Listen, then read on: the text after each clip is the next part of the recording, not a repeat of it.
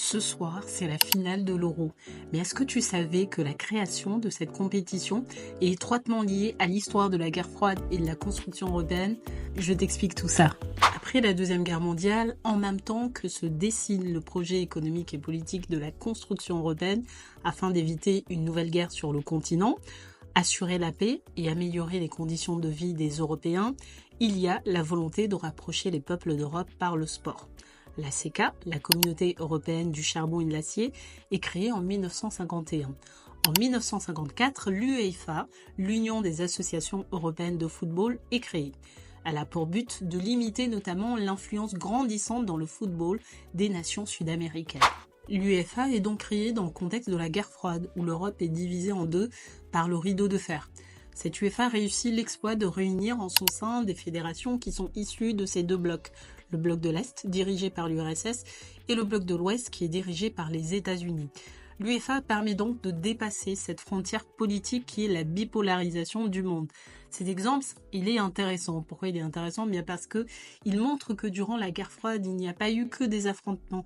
La guerre froide, ce sont aussi des moments de rapprochement et d'échange, même si le sport, on est d'accord, est un des domaines de la compétition à laquelle se livrent les États-Unis et l'URSS entre 1947 et 1991. En 1955 est créée la Coupe des clubs champions d'Europe, ancêtre de la Ligue des champions. Suite à la ferveur populaire lors de la finale de 1957 au Santiago Bernabéu entre le Real Madrid et la Fiorentina, à l'époque la Fiorentina jouait des finales de la Ligue des champions, l'UEFA décide de créer une compétition entre les sélections nationales. 1957, c'est aussi la date des traités de Rome qui instaure l'Euratom, la Communauté européenne de l'énergie atomique, et la CEE, la Communauté économique européenne. Et en même temps que se met en place ces deux institutions de la construction européenne, la première édition de l'euro a eu lieu entre 1958 et 1960. Elle a permis à des nations des différents blocs de se rencontrer, comme l'affiche du 5 avril 1959 entre l'Irlande qui appartenait au bloc de l'Ouest et la Tchécoslovaquie, nation de l'Est. Quand on parle de construction européenne, on parle beaucoup de la CECA, la CEE, puis de l'Union européenne.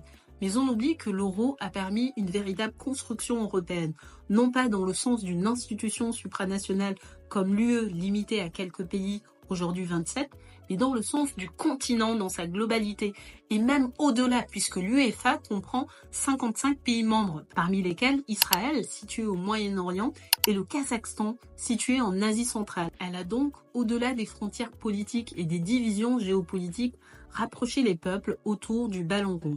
Tout ce que je viens de vous raconter, je l'ai lu dans ce livre, Football Club Geopolitics.